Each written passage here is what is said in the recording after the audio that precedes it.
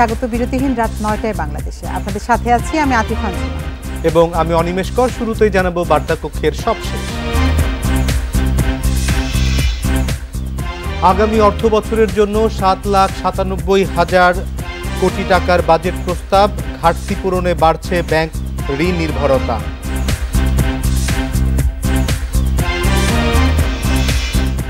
পনেরো শতাংশ কর দিয়ে কালো টাকা বৈধ করার প্রস্তাব বাজেটে। কর দিয়ে বৈধ করা যাবে জমি, ফ্ল্যাটও।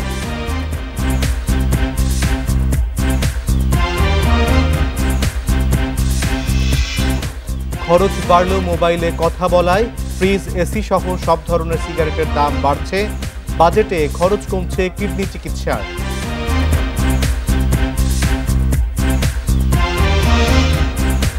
বাজেটে আইএমএফের শর্তের প্রভাব স্পষ্ট। রাজস্ব আয় বাড়াতে আয়কর ও ভ্যাটে অব্যাহতি কমানোর প্রস্তাব।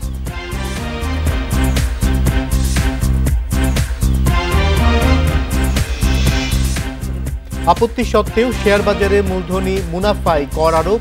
৫০ লাখ টাকার বেশি লাভে ১৫% কর।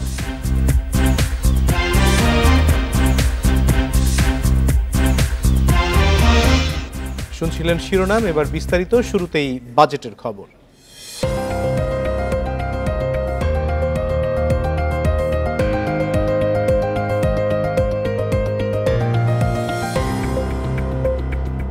নিত্যপণ্যের বাড়তি দামের কারণে কষ্টে আছে মানুষ। রাজস্ব আয়েও ভালো প্রবৃদ্ধি নেই। বাড়ছে দেশি বিদেশি দেনা পরিশোধের চাপ। আছে আন্তর্জাতিক মুদ্রা তহবিলের নানামুখী শর্ত পূরণের চ্যালেঞ্জ। এমন পরিস্থিতিতে এবার বাজেটের আকার বাড়ানো হয়েছে ৫% কম। আগামী অর্থ বছর মূল্যস্ফীতি ৬.৫% আটকে রাখার পরিকল্পনা সরকারের। অর্থনীতির নানামুখী চ্যালেঞ্জের মধ্যেই প্রথমবারের মতো বাজেট পেশ করলেন অর্থমন্ত্রী আবুল হাসান মাহমুদ আলী। আগামী অর্থ বছরের জন্য ৭,৯৭,০০০ কোটি টাকার বাজেট প্রস্তাব করলেন অর্থমন্ত্রী। নির্ধারণ করা হয়েছে বিশাল অঙ্কের বাজেট বাস্তবায়নের জন্য মোট রাজস্ব আয়ের লক্ষ্য ধরা হয়েছে ৫,৪১,০০০ কোটি টাকা। এ আয়ের মধ্যে ৪,৯৫,০০০ কোটি টাকাই কর। এনবিআর নিয়ন্ত্রিত অংশ ৪,৮০,০০০ কোটি টাকা। বাজেটে ২,৫৬,০০০ কোটি টাকা ঘাটতি পূরণ করা হবে দুভাবে, বৈদেশিক ও অভ্যন্তরীণ ঋণ নিয়ে। সবচেয়ে বেশি ঋণ নেওয়া হবে ব্যাংক থেকে। আগামী অর্থ বছরে দেশি বিদেশি মিলিয়ে ১,১৩,৫০০ কোটি টাকা সুদ ব্যয় হবে। প্রস্তাবিত বাজেটে মোট ঘাটতির মধ্যে ১,৬০,৯০০ কোটি টাকা অভ্যন্তরীণ উৎস হতে এবং ৯৫,১০০ কোটি টাকা বৈদেশিক অর্থ হতে নির্বাহ করার জন্য প্রস্তাব পেশ করছি। আগামী অর্থ বছর নিত্যপণ্য মানুষের ক্রয় ক্ষমতার মধ্যে রাখা এবং জীবনযাত্রার মান যেন সীমার মধ্যে থাকে সেটি নিশ্চিত করতে চান অর্থমন্ত্রী। এজন্য মূল্যস্ফীতির লক্ষ্য ধরা হয়েছে ৬.৫%। মূল্যস্ফীতির চাপ থেকে সাধারণ মানুষকে সুরক্ষা দিতে ফ্যামিলি কার্ড, ওএমএস ইত্যাদি কার্যক্রম জোরদার করা হয়েছে। আমাদের গৃহীত এসব নীতিকৌশলের ফলে আশা করছি আগামী অর্থ বছরে মূল্যস্ফীতি ৬.৫% নেমে আসবে। আগামী অর্থ বছর জিডিপি প্রবৃদ্ধির হার ধরা হয়েছে ৬.৭৫%। নিম্ন আয়ের মানুষকে স্বস্তি দিতে সামাজিক নিরাপত্তা কর্মসূচির আওতায় উপকারভোগীর সংখ্যা বাড়ানো হয়েছে। আগামী অর্থ বছর ভর্তুকি ও প্রণোদনা খাতে চলতি অর্থ বছরের চেয়ে বেশি বরাদ্দ রাখা হয়েছে। মূলত ভর্তুকি বাড়ানো হয়েছে বিদ্যুৎ, জ্বালানি ও কৃষি খাতে। উমন্নাহার আজমি, ইন্ডিপেন্ডেন্ট নিউজ, ঢাকা। কালো টাকা সাদা করার সুযোগ দিয়ে বাজেট উপস্থাপন করলেন অর্থমন্ত্রী আবুল হাসান মাহমুদ আলী। প্রথমবারের মতো কোম্পানিকেও দেয়া হলো সম্পদ বৈধ করার সুযোগ। জমি, ফ্ল্যাট, নগদ টাকা, ব্যাংক সঞ্চয়, সিকিউরিটিজ সবই বৈধ করা যাবে। এ নিয়ে প্রশ্ন তুলতে পারবে না কোনো সংস্থা। দেশে কালো টাকার পরিমাণ কত তার সঠিক কোনো পরিসংখ্যান নেই। অর্থনীতিবিদ আবুল বারকাতের হিসাবে জিডিপির 1/3 কালো। স্বাধীনতার পর থেকেই অর্থনীতির সঙ্গে পাল্লা দিয়ে এগোচ্ছে কালো টাকা। অর্থনীতিবিদদের মতে কালো টাকা দুই ধরনের। অনেকেই বৈধ পথে আয় করলেও আয়কর নথিতে দেখান না। কেউ কেউ একে অপ্রদর্শিত আয় বলেন, আর কিছু মানুষ আয় করেন ঘুষ, দুর্নীতি, লুটের মতো অবৈধ উপায়ে। প্রথম ধরন নিয়ে সমাজে তেমন আপত্তি না থাকলেও অবৈধ আয় নিয়ে সমাজে আছে বিস্তর আপত্তি। আইনের চোখেও তা গুরুতর অপরাধ। কালো টাকা প্রসঙ্গে এক এক দেশের অবস্থান এক এক রকম। তবে বেশিরভাগ দেশেই কালো টাকা বন্ধে কড়া আইনি ব্যবস্থা নেওয়া হয়। আতঙ্কে থাকেন অবৈধ সম্পদশালীরা, কিন্তু বাংলাদেশে বারবার সাধারণ ক্ষমা পান অবৈধ সম্পদের মালিকরা। অর্থমন্ত্রী আবুল হাসান মাহমুদ আলীও গড়লেন সেই নজির। আগামী অর্থবছরে 15% কর দিয়ে নগদ টাকা, ব্যাংক সঞ্চয়, সিকিউরিটিজ সবই বৈধ করা যাবে। জমি ও ফ্ল্যাটও বৈধ করা যাবে। এক্ষেত্রে দিতে হবে নির্ধারিত হারে কর। ফ্ল্যাট ও জমির কর নির্ধারণে সারা দেশকে 6টি অঞ্চলে ভাগ করা হয়েছে। ফ্ল্যাটে প্রতি বর্গমিটারে কর 500 থেকে 6000 টাকা, তবে বাণিজ্যিক ফ্ল্যাটে কর দ্বিগুণ। জমিতে কর 300 থেকে 15,000 টাকা। সম্পদ বৈধ করতে বেশ কিছু শর্ত দিয়েছেন অর্থমন্ত্রী। 2022-23 অর্থবছর ও তার আগের সম্পদ বৈধ করা যাবে, অর্থাৎ চলতি অর্থবছরের কালো টাকা বৈধ করা যাবে না। ফ্ল্যাটের ক্ষেত্রে ভবন ও জমির জন্য আলাদা কর দিতে হবে, তবে কোনো সম্পদের ওপর কর ফাঁকির ও ফৌজদারি মামলা থাকলে তা বৈধ করা যাবে না। ব্যাংক সহ আর্থিক খাতে দক্ষতা ও রুহুল আমিন, ইন্ডিপেন্ডেন্ট নিউজ, ঢাকা। এবারের বাজেটে কিছু ক্ষেত্রে কর বাড়ছে, এতে বাড়বে সাধারণ মানুষের জীবনযাত্রার ব্যয়। খরচ বাড়ছে মোবাইলে কথা বলায়। আইসক্রিম, কোমল পানীয়, ফল, জুস, ফ্রিজ, এসি সহ সব ধরনের সিগারেটের দামও বাড়বে। অন্যদিকে কিডনি রোগীদের জন্য সুখবর, ডায়ালিসিসের ফিল্টার এবং সার্কিটের দাম কমছে। এছাড়া ডায়াপার ও স্যানিটারি ন্যাপকিনের কর অব্যাহতির মেয়াদ বাড়ানো হয়েছে। প্রতি বছর বাজেটে সাধারণ মানুষের কৌতূহল থাকে কোন পণ্যের দাম বাড়বে আর দাম কমবে কোন কোন জিনিসের। 2024-25 অর্থ বছরের বাজেটে প্রধান চ্যালেঞ্জ মূল্যস্ফীতি নিয়ন্ত্রণ হলেও দাম বাড়ানো হয়েছে বেশ কিছু নিত্যপণ্যের। মোবাইলে কথা বলায় সম্পর্ক শুল্ক বাড়ছে 5 ভাগ, 100 টাকা ভ্যাট বাড়ছে মোবাইল সিমে। এছাড়া মোবাইল ইন্টারনেটে সম্পর্ক শুল্ক বাড়ছে 5 ভাগ। সব মিলিয়ে এখন থেকে খরচ বাড়বে মোবাইল সেবায়। এবার সব স্তরের সিগারেটের দাম ও সম্পূরক শুল্ক হার বাড়ছে। আইসক্রিম, জুস, ফলের দাম বেড়েছে বাজেটে। কোমল পানীয়র সম্পূরক শুল্ক বাড়ছে 5%। দেশীয় কাজু বাদামের বাজার সুরক্ষায় শুল্ক বসছে বিদেশি কাজু বাদামে। এছাড়া আমদানিকৃত ম্যাকারেল মাছ, ফুলের দামও বাড়ানো হয়েছে। গৃহস্থালী বেশ কিছু পণ্যে শুল্ক বসানো হয়েছে। LPG cylinder, fridge, AC, compressor, water filter, LED ও energy savings light, switch, socket, holder, iron, জেনারেটরের উপর শুল্ক বসানো হয়েছে। তাই এসব পণ্যের দাম বাড়বে। খরচ বাড়বে নির্মাণ শিল্পেও। প্রি ফেব্রিকেটেড বিল্ডিং তৈরিতে ব্যবহৃত বিভিন্ন উপকরণের উপর আমদানি শুল্ক 5 থেকে বাড়িয়ে 10% করা হয়েছে। দাম বাড়বে ইলেকট্রিক মিটারের, স্থানীয়ভাবে উৎপাদিত সিসি ক্যামেরা এবং এটিএম এর উপকরণের দাম বাড়বে। এছাড়া দাম বাড়বে 250 সিসির উপরের মোটরসাইকেলের। ভ্রমণ ও বিনোদন প্রেমীদের জন্য দুঃসংবাদ দিলেন অর্থমন্ত্রী, কারণ দ্বিগুণ হচ্ছে অ্যামিউজমেন্ট ও থিম পার্কের ভ্যাট। এছাড়া বাতিল হচ্ছে ট্যুর অপারেটরদের ভ্যাট অব্যাহতি। জনসাধারণের প্রয়োজনীয় পণ্যগুলোর মধ্যে দাম কমার তালিকা খুব একটা বেশি না। গুরুত্ব দেওয়া হয়েছে চিকিৎসা সেবার বিভিন্ন পণ্যে। কিডনি রোগীদের ডায়ালাইসিসের ফিল্টার ও সার্কিটের দাম কমবে। ডেঙ্গু রোগের প্রকোপ বাড়ায় দাম কমানো হয়েছে পরীক্ষা কিটে। 2.5 কেজি ওজনের গুঁড়ো দুধের প্যাকেটের দাম এবং চকলেটের দামও কমবে। নকল এড়াতে বিদেশি ল্যাপটপের দাম কমানো হয়েছে। এছাড়া এয়ারক্রাফটের ইঞ্জিন ও প্রোপেলার সহ বেশ কিছু পণ্যের দামও কমানো হয়েছে। ইফা তারা, ইন্ডিপেন্ডেন্ট নিউজ। বাজেটের কর নির্ধারণী প্রস্তাবে দাতা সংস্থা আইএমএফ এর শর্তের প্রভাব স্পষ্ট। রাজস্ব আয় বাড়াতে আয়কর ও ভ্যাট দুই বিভাগেই অব্যাহতি কমানোর প্রস্তাব করেছেন অর্থমন্ত্রী আবুল হাসান মাহমুদ আলী। ব্যক্তির সর্বোচ্চ কর হার সহ অনেক ক্ষেত্রে বেড়েছে কর ও ভ্যাটের বোঝা। কিছু পণ্যে আমদানি শুল্কে ছাড় দেওয়া হলেও আয় বাড়াতে অনেক পণ্যে বাড়ানো হয়েছে। ব্যক্তির করমুক্ত আয়ের সীমা অপরিবর্তিত রেখে করের সর্বোচ্চ হার বাড়িয়ে 30 করার প্রস্তাব করেছেন অর্থমন্ত্রী। শেয়ার বাজারে লেনদেনে মূলধনী মুনাফায় কর বসানো হয়েছে। ভৌত অবকাঠামো খাতে কর অব্যাহতি বাড়ানোর প্রস্তাব করেননি অর্থমন্ত্রী। বাতিল করেছেন বেসরকারি হাইটেক পার্কের সুবিধাও। আইসিটি খাতে ছাড়ের মেয়াদ 3 বছর বাড়ানোর প্রস্তাব করলেও সেবার সংখ্যা কমিয়েছেন 8টি। হোটেল, রেস্টুরেন্ট, কনভেনশন সেন্টার এসেছে উৎসে করের আওতায়। কর বেড়েছে মিষ্টি পানীয় উৎপাদনকারী কোম্পানি, ট্রাস্ট ও শিক্ষা প্রতিষ্ঠানের মুনাফা আয়ে। বাড়ানো হয়েছে রিটার্ন দাখিলের প্রমাণপত্র দেখানোর পরিধি। কর বাড়ছে পোশাক খাতেও। আয় বাড়াতে কালো টাকা সাদা করায় সাধারণ ক্ষমার প্রস্তাব করেছেন অর্থমন্ত্রী। 3,50,000 অল্প কিছু ক্ষেত্রে আয়কর কমানোর প্রস্তাব করেছেন অর্থমন্ত্রী। শেয়ার বাজারের বাইরের ও এক ব্যক্তির কোম্পানির কর্পোরেট কর কমছে। নিত্যপণ্য সরবরাহেও করের চাপ কমিয়েছেন অর্থমন্ত্রী। ভ্যাটে আয় বাড়ানোর চাপ আরও বেশি স্পষ্ট। কিছু ক্ষেত্রে ব্যাংকের আবগারি শুল্ক বাড়ছে। আইসক্রিম, কোমল পানীয়, জুস, মোবাইলে কথা বলা, সিগারেট সহ নানা খাতে কর বাড়ানোর প্রস্তাব করেছেন অর্থমন্ত্রী। বিনোদন সহ অনেক খাতে বেড়েছে ভ্যাটের হার। কমানো হয়েছে ভ্যাট অব্যাহতিও। এসি ফ্রিজ উৎপাদনে ছাড় কমানো হয়েছে। মোবাইল উৎপাদন, এভিয়েশন খাত, অফশোর ব্যাংকিং সহ অল্প কিছু ক্ষেত্রে ছাড় দেওয়ার প্রস্তাব করেছেন অর্থমন্ত্রী। ট্যারিফ যৌক্তিকীকরণের অংশ হিসেবে 282 পণ্যে আমদানি শুল্ক যেমন এসডিআরডি কমানোর প্রস্তাব করেছেন অর্থমন্ত্রী। হাইটেক পার্ক ও অর্থনৈতিক অঞ্চলের আমদানিতে আরোপ করা হয়েছে আমদানি শুল্ক। আরও বেশ কিছু খাতে কাঁচামাল ও মূলধনী যন্ত্র আমদানিতে শুল্ক বাড়িয়েছেন অর্থমন্ত্রী। আমরা এগিয়ে যাব অপার সম্ভাবনাময় আগামীর পথে ইনশাআল্লাহ। আগামী অর্থ বছর থেকে দাতা সংস্থা আইএমএফ এর নিকট কড়া জবাবদিহি করতে হবে এনবিআরকে। তার প্রস্তুতি হিসেবে বাজেটে বিভিন্ন খাতে কর হার বাড়িয়ে আদায় বাড়ানোর চেষ্টায় সংস্থাটি। যদিও ফাঁকি বন্ধ করে আরও বেশি কর আদায়ের সুযোগ আছে সংস্থাটির।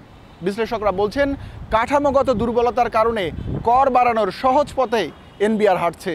Ruhul Amin, independent news, Dhaka. প্রস্তাবিত বাজেট শুধু গণবিরোধী নয়, দেশবিরোধীও বলেও মন্তব্য করেছেন বিএনপি মহাসচিব মির্জা ফখরুল ইসলাম আলমগীর। এই বাজেটে ব্যাংক ও বিদেশিদের উপর ঋণ আরও বাড়বে বলেও দাবি করেন তিনি। বৃহস্পতিবার বিএনপি চেয়ারপারসনের গুলশান কার্যালয়ে বাজেট পরবর্তী তাৎক্ষণিক প্রতিক্রিয়ায় এসব কথা বলেন মির্জা ফখরুল। বাজেটের মধ্যে সবচেয়ে বড় আপনার সমস্যা যেটা, সেটা হচ্ছে যে এখানে এমপ্লয়মেন্ট জেনারেট করা, ক্রিয়েট করার মধ্যে কিছু নাই। নতুন করে মানুষের কর্মসংস্থানের কোনো ব্যবস্থা নেই। পুরো বাজেটে দেখুন মেগা প্রজেক্টের এবং মেগা চুরি, মেগা দুর্নীতির জন্য করা হয়েছে।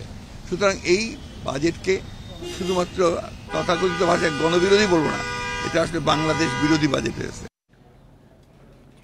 প্রস্তাবিত বাজেটকে গণমুখী বলছে ক্ষমতাসীন দল আওয়ামী লীগ। অন্যদিকে বিরোধী দল জাতীয় পার্টির দাবি বাজেট জনবান্ধব নয়, বরং জনগণের উপর চাপ আরও বাড়াবে। এদিকে স্বতন্ত্র সংসদ সদস্যদের অনেকের দাবি বাজেটে সরকারের রাজস্ব আয়ের কৌশল শুধু জনগণ নয়, অর্থনীতির উপরও চাপ বাড়াবে। বৃহস্পতিবার তাৎক্ষণিক প্রতিক্রিয়ায় এসব মন্তব্য করেন তারা। টানা চতুর্থ মেয়াদে ক্ষমতায় আসার পর এটি আওয়ামী লীগ সরকারের প্রথম বাজেট। 2024-25 অর্থ বছরের প্রস্তাবিত বাজেট ক্ষমতাসীন দলের নির্বাচনী প্রতিশ্রুতি আমলে রেখেই ঘোষণা করা হয়েছে বলে জানান আওয়ামী লীগের সংসদ সদস্যরা। সংকটের বাস্তবসম্মত গণমুখী বাজেট। আমরা আমাদের বাজেট এই সরকারই করেছে, এখানে কোনো প্রেসক্রিপশন কাজ করেনি। বাজেটটা ভালো হয়েছে, যেহেতু এবার আমরা কিন্তু যা কিছু করেছি মূল্যস্ফীতিটা, ইনফ্লেশনটাকে কন্ট্রোল করার জন্য, নিয়ন্ত্রণে আনার জন্য করা হয়েছে। ডলারের যে ডিভ্যালুয়েশনের কারণে এবং আন্তর্জাতিক বাজারে যখন জিনিসপত্রের দাম বেশি থাকে এটার ইম্প্যাক্ট পড়ে না, বাট আশা করি এবার যে পদক্ষেপগুলি নেওয়া হয়েছে এগুলা সামগ্রিকভাবে নিত্য প্রয়োজনীয় জিনিসে একটা পজিটিভ ইম্প্যাক্ট ইনশাল্লাহ পড়বে। তবে বিরোধী দল জাতীয় পার্টি বলছে বাজেটে জনগণের আকাঙ্ক্ষা পূরণ হয়নি। বেকারত্ব দূর করা সহ কর আদায়ে দেয়া রূপরেখা বাস্তবায়ন হলে তা জনগণের উপর বোঝা বাড়বে। যেখানেই যত রেয়াত দিক সর্বোচ্চভাবে আয় তারা বেশি করবার জন্য টার্গেট নিয়েছেন এবং বেশিরভাগটা আয় করবেন ওরা পরোক্ষ করের মাধ্যমে, যার ফলে সাধারণ জনগণের উপরে করের বোঝা বাড়বে। সাধারণ জনগণের কোনো মুক্তির উপায় নেই, কোনো চাকরির সুবিধা নেই। আমি খুব একটা আশাবাদী হইনি আর কি এই বাজেট দেখে আর কি। আইএমএফ এর প্রেসক্রিপশনে বিভিন্ন পদক্ষেপ নেওয়া হয়েছে, যে আইএমএফ এর শর্ত পূরণ করা ছাড়া এই বাজেট তারা দিতে পারেনি। বাজেট নিয়ে রয়েছে মিশ্র প্রতিক্রিয়া জানিয়েছেন স্বতন্ত্র ও নতুন সংসদ সদস্যরা। বিদেশের উপর থেকে ঋণের থেকে বেশি নির্ভর করবে বাংলাদেশের যা আয়করের উপরে। কারণ আমার মনে হয় যে মাননীয় প্রধানমন্ত্রী যেটা বারবার বলেন যে প্রত্যেককে কর দিতে হবে, এই আয়করের অভ্যাসটা করতে হবে। এই বাজেটের যে অঙ্কটঙ্ক এগুলো তো আলটিমেটলি ঠিক থাকে না। পরিবর্তিত পরিস্থিতিতে আর্থিক ফিসক্যাল পলিসির উপর নির্ভর করে এগুলো অনেক সময় পরিবর্তন হয়। ভ্যাট বাড়ানোটা কোনো মতে উচিত হয় নাই। তাতে আমি মনে করি আভ্যন্তরীণ বাজারে পণ্যের দাম বেড়ে যাবে এবং আমদানি নির্ভরশীল হবে। দেশের শিল্প মারাত্মক হুমকির সম্মুখীন হবে। স্বতন্ত্র সংসদ সদস্যদের অনেকে বলছেন, ব্যয় মেটাতে সরকার রাজস্ব আয়ের যে কৌশল নিয়েছে তা শুধু জনগণ নয়, অর্থনীতির উপরও বিরূপ প্রভাব ফেলবে। নাফিজাতুল্লাহ, ইন্ডিপেন্ডেন্ট নিউজ, ঢাকা। আগামী রোববার ভারতের নতুন মেয়াদের প্রধানমন্ত্রী হিসেবে শপথ নেবেন নরেন্দ্র মোদী। মোদীর শপথ অনুষ্ঠানে যোগ দিতে শনিবার সকালে দিল্লি যাবেন প্রধানমন্ত্রী শেখ হাসিনা। এর আগে বুধবার সন্ধ্যায় ফোনে কথা বলেন দুই দেশের নেতা। এ সময় লোকসভা নির্বাচনে টানা তৃতীয়বার বিজয়ী হয় নরেন্দ্র মোদীকে অভিনন্দন জানান প্রধানমন্ত্রী শেখ হাসিনা। টেলিফোনে প্রধানমন্ত্রী বলেন, নরেন্দ্র মোদীর শক্তিশালী নেতৃত্বের কারণেই এনডিএর বিজয় সম্ভব হয়েছে। ফোনালাপে তিনি আশা প্রকাশ করেন, এ বিজয়ের মধ্য দিয়ে ভারত বিশ্ব অঙ্গনে আরও এগিয়ে যাবে। বাংলাদেশ এবং ভারতের মধ্যকার সৌহার্দ্যপূর্ণ বন্ধুত্বপূর্ণ সম্পর্কের কথাও উল্লেখ করেন প্রধানমন্ত্রী শেখ হাসিনা। এ সময় মোদী ভারতের নতুন সরকারের শপথ অনুষ্ঠানে শেখ হাসিনাকে আমন্ত্রণ জানান। শেখ হাসিনা মোদীর আমন্ত্রণ গ্রহণ করেন। অনিয়ম ও দুর্নীতির অভিযোগে সাবেক আইজিপি বেনজির আহমেদকে জিজ্ঞাসাবাদে 23 জুন ধার্য করা হয়েছে। দুদকের আবেদনের প্রেক্ষিতে বৃহস্পতিবার ঢাকা মহানগর সিনিয়র স্পেশাল জজ জগলুল হোসেনের আদালত এ আদেশ দেন। এ সময় বেনজিরের পরিবারের জব্দ সম্পত্তি রক্ষণাবেক্ষণে তত্ত্বাবধায়ক নিয়োগের নির্দেশ দিয়েছে আদালত। দুর্নীতি ও অনিয়মের অভিযোগ অনুসন্ধানে সাবেক আইজিপি বেনজির আহমেদ ও তার স্ত্রী সন্তানদের 6 ও 9 জুন জিজ্ঞাসাবাদের জন্য তলব করে দুদক। তবে একদিন আগেই বুধবার সময় চেয়ে আবেদন করেন বেনজিরের আইনজীবী। বেনজিরের আবেদন মঞ্জুর করে বৃহস্পতিবার দুদক জানায় 23 জুন তাকে জিজ্ঞাসাবাদ করা হবে। তবে তার স্ত্রী ও সন্তানদের জিজ্ঞাসাবাদের বিষয়ে কিছু জানায়নি সংস্থাটি। যেহেতু ওনার ব্যক্তিগতভাবে শুনানি গ্রহণ করা সম্ভব হয়নি, তাই আমাদের অনুসন্ধানকারী দল আরেকটি তারিখ নির্ধারণ করেছেন। আগামী 23 জুন 2024 তারিখ পরবর্তী শুনানির জন্য দিন ধার্য করা হয়েছে। এদিকে বেনজিরের জব্দ সম্পত্তিগুলো রক্ষণাবেক্ষণে তত্ত্বাবধায়ক নিয়োগের আবেদন মঞ্জুর করেছে আদালত। সম্পত্তি রিসিভার নিয়োগ করার জন্য দুর্নীতি দমন কমিশন একটা দরখাস্ত দিছে। যত সম্পত্তি স্থাবর সম্পত্তি ক্রয় করা হয়েছিল সমস্ত সম্পত্তির উপরে রিসিভার নিয়োগ করছে। দুদক জানিয়েছে, শিগগিরই সাবেক আইজিপি বেনজির পরিবারের 621 বিঘা জমি ও 4টি ফ্ল্যাট সহ জব্দ সম্পত্তির তত্ত্বাবধায়ক নিয়োগ করা হবে। রিশাদ হুদা, ইন্ডিপেন্ডেন্ট নিউজ, ঢাকা। এবার বিকাশ ঈদ কেনাকাটার খবর।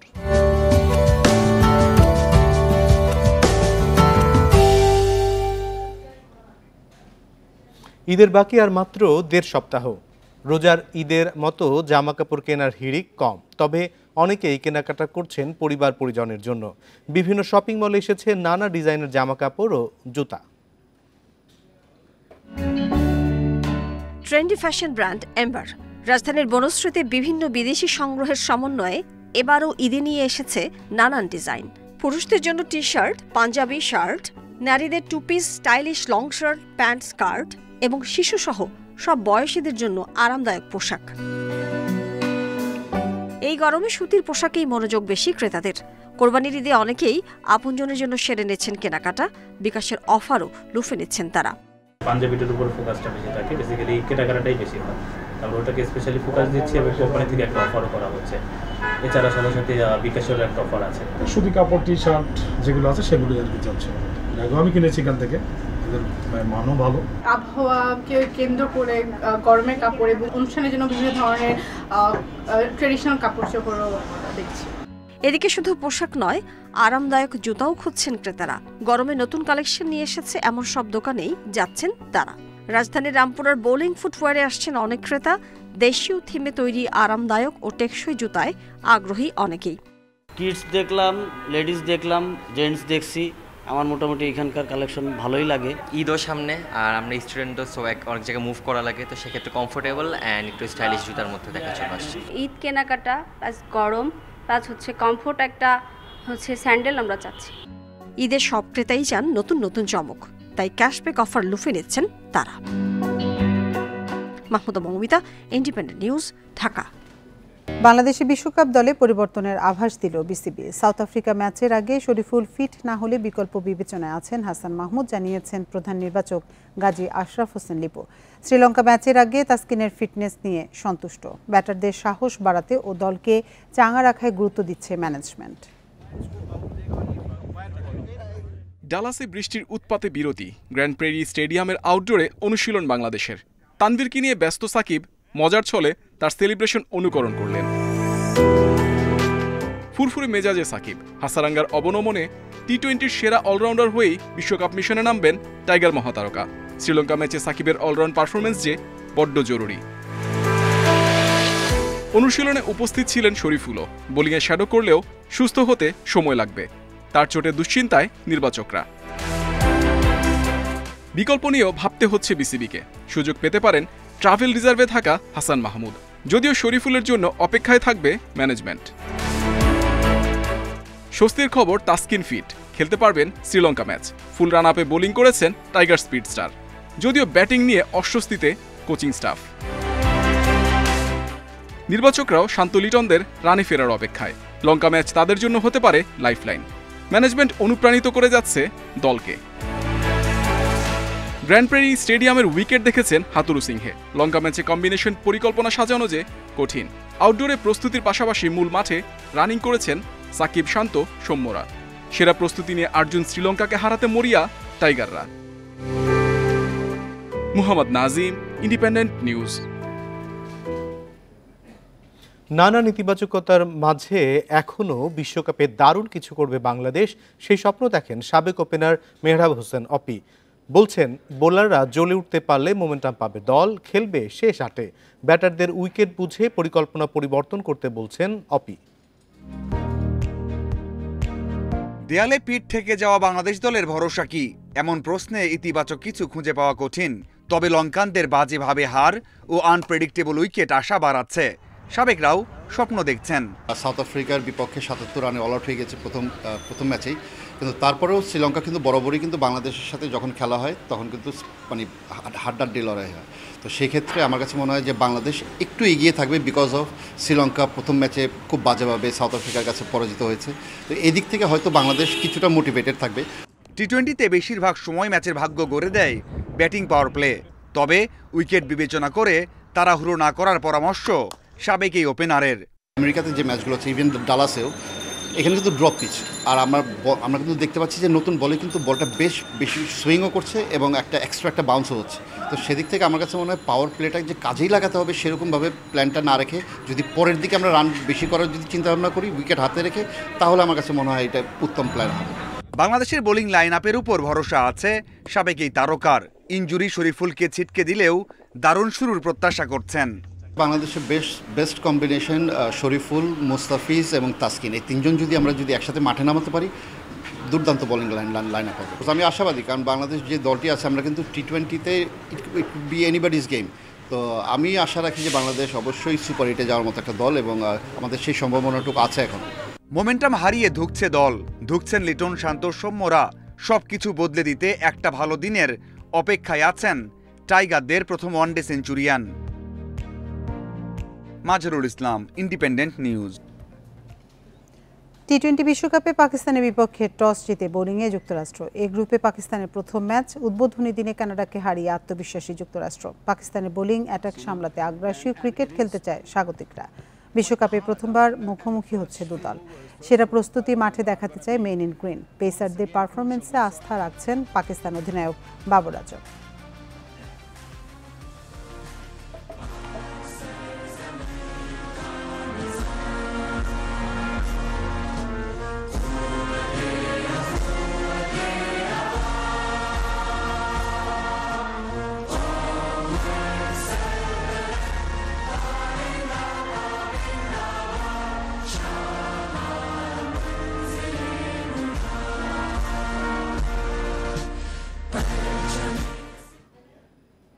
2024-25 অর্থ বছরের প্রস্তাবিত বাজেটে যুব ও ক্রীড়া মন্ত্রণালয়ের জন্য 2,211 কোটি 95 লাখ টাকা বরাদ্দ প্রস্তাব করা হয়েছে।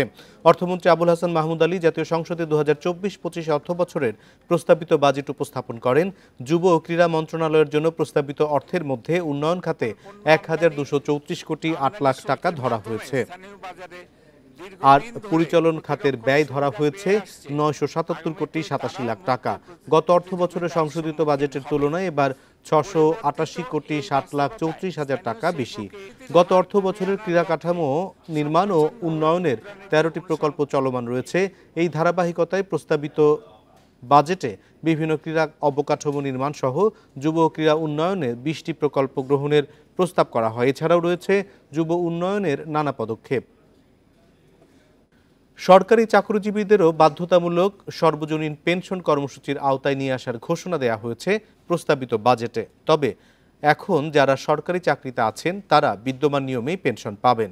বৃহস্পতিবার 2024-25 বাজেট ঘোষণায় অর্থমন্ত্রী আবুল হাসান মাহমুদ আলী বলেন, 2025 সালের 1 জুলাইয়ের পর সরকারি চাকরিতে যারা নতুন নিয়োগ পাবেন তারা সর্বজনীন পেনশনের আওতাভুক্ত হবেন।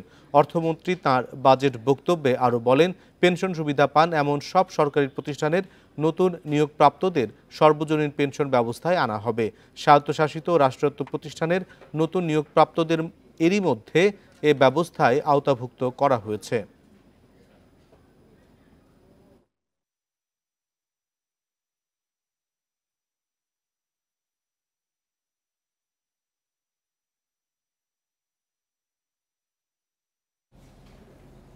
এবার শিক্ষা খাতে 94,711 কোটি টাকা বরাদ্দ দেওয়া হচ্ছে, যা মূল বাজেটের 11.88%। আর জিডিপির 1.86% বরাদ্দ হচ্ছে এই খাতে। গতবারের চেয়ে 6,000 কোটি টাকা বরাদ্দ বাড়লেও শিক্ষা গবেষকরা বলছেন, দক্ষিণ এশিয়ায় শিক্ষায় বাজেটের সবচেয়ে কম বরাদ্দ দেশের তালিকায় আছে বাংলাদেশ। আগামী 2024-25 অর্থ বছরের জাতীয় বাজেট প্রস্তাব করা হয়েছে 7,97,000 কোটি টাকা। এর মধ্যে শিক্ষা মন্ত্রণালয়ের মাধ্যমিক ও উচ্চশিক্ষায় বরাদ্দ থাকছে 44,109 কোটি এবং কারিগরি ও মাদ্রাসায় বরাদ্দ 11,783 কোটি টাকা। অন্যদিকে প্রাথমিক ও গণশিক্ষায় 38,819 কোটি টাকা বরাদ্দের প্রস্তাব রাখা হয়েছে। শিক্ষার প্রধান উপকরণ বই, যাতে শিক্ষার্থীরা বছরের শুরুতেই পায়। ইউনেস্কোর সুপারিশ অনুযায়ী জিডিপির 6% আর মূল বাজেটের 20% শিক্ষা খাতে বরাদ্দ দিতে হবে। শিক্ষা গবেষকরা বলছেন, দক্ষিণ এশিয়ার দেশগুলোর মধ্যে ভুটানে জিডিপিতে শিক্ষায় বিনিয়োগ 6.6%, আফগানিস্তানে 4.1%, ভারত ও পাকিস্তানে বরাদ্দ 2.9%। অথচ বাংলাদেশে এবার দেয়া হচ্ছে 1.86%। বরাদ্দ বাড়াচ্ছে টাকার অঙ্কে, কিন্তু আমাদের তো সেই পরিমাণ শিক্ষক এবং শিক্ষার্থীও বাড়ছে প্রতি বছর এবং টাকার ইনফ্লেশন হচ্ছে। তো সেই ক্ষেত্রে একটা ইন্টারন্যাশনাল স্ট্যান্ডার্ড হলো যে জিডিপির কত % বরাদ্দ। মন্ত্রণালয় বলছে, আগামী বাজেটে সবচেয়ে বেশি গুরুত্ব পাবে নতুন শিক্ষাক্রম বাস্তবায়ন। শিক্ষকদের প্রশিক্ষণ, শিক্ষাক্রমের আলোকে ক্লাসরুম প্রস্তুত করার জন্য বরাদ্দ রাখা হবে। নতুন কারিকুলাম নিয়ে আমরা কাজ করব এবং নতুন কারিকুলামের বাস্তবায়নের জন্য যে যে কাজগুলি করা দরকার সেটাই আমাদের প্রথম গুরুত্ব। নতুন যে সহকারী শিক্ষকদের জন্য যে বিটিপিটি, যেটা 10 মাসব্যাপী মৌলিক প্রশিক্ষণ আমরা চালু করেছি, এখানেও কিন্তু আমরা এই যে নতুন কারিকুলাম অনুযায়ী এই যে নিড বেস ট্রেনিংয়ের বিষয়টা আমরা এখানে অন্তর্ভুক্ত করেছি। এবার নতুন প্রতিষ্ঠান এমপিও ভুক্তির জন্য 200 কোটি টাকা বরাদ্দ রাখার প্রস্তাবও দেয়া হয়েছে। নূরে আলম, ইন্ডিপেন্ডেন্ট নিউজ, ঢাকা। বিভিন্ন মহলের আপত্তি সত্ত্বেও শেয়ার বাজারে মূলধনী মুনাফার ওপর কর বসিয়েছে সরকার। এখন থেকে শেয়ার কেনা বেচায় 50 লাখ টাকার বেশি যত টাকা মুনাফা হবে তার উপর প্রযোজ্য হারে কর দিতে হবে। পদক্ষেপ গ্রহণ করা হচ্ছে। টানা দর পতনের আতঙ্কে যখন বিনিয়োগকারীরা পুঁজিবাজার ছাড়ছে, তখন নীতি সহায়তার পরিবর্তে বাড়ল করের বোঝা। এতদিন মূলধনী মুনাফার উপর ব্যক্তি পর্যায়ে বিনিয়োগকারীদের কর দিতে হতো না, এখন থেকে এই ক্ষেত্রেও দিতে হবে কর। অর্থমন্ত্রী বাজেটে প্রস্তাব করেছেন, ব্যক্তি শ্রেণীর বিনিয়োগকারীদের 50 লাখ টাকা পর্যন্ত মূলধনী মুনাফায় কোনো কর বসবে না।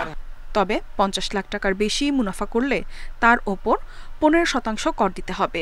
তালিকাভুক্ত কোম্পানিগুলো থেকে অর্জিত মুনাফার উপর এই কর বসানো হবে। এর ফলে পুঁজিবাজার আরও ক্ষতিগ্রস্ত হবে বলে মনে করছেন বিশ্লেষকরা। ক্যাপিটাল গেইন ট্যাক্স দিচ্ছেন কর্পোরেট, তার মানে এটাকে ব্যবসা বান্ধব তো ঠিক পুরোপুরি হচ্ছে না। ব্যবসায়ীরা কি করে আপনার এই যে ক্যাপিটাল গেইন দিতে থাকেন, এই করতে থাকেন, ট্যাক্সের হার বাড়াবেন, তাহলে তো লাভ হবে না। বাজার সংশ্লিষ্টরা বলছেন, সরকারের এই সিদ্ধান্তের ফলে শেয়ার বাজার সার্বিক অর্থনীতির তুলনায় আরও পিছিয়ে পড়বে ও সংকুচিত হবে। এই বিষয়টি নিয়ে আমরা আগেও বলেছি যে এখনই সময় না, আমাদের পুঁজিবাজার একটি ক্রান্তিকাল পার করছে। এই সময়ে যখন নাকি পুঁজিবাজারে ক্যাপিটাল গেইনের উপরে ট্যাক্স বসানো হবে, সেইটা কিছুটা প্রতিবন্ধকতার শামিল। প্রস্তাবিত বাজেটে তালিকাভুক্ত ও অতালিকাভুক্ত কোম্পানির কর হারের ব্যবধান কমানো হয়েছে। কয়েক বছর আগেও এ ব্যবধান ছিল 10%, এখন তা 5% করা হচ্ছে। এতে নতুন করে কোনো কোম্পানি তালিকাভুক্ত হতে আরও নিরুৎসাহিত হবে বলে মনে করছেন অর্থনীতিবিদরা।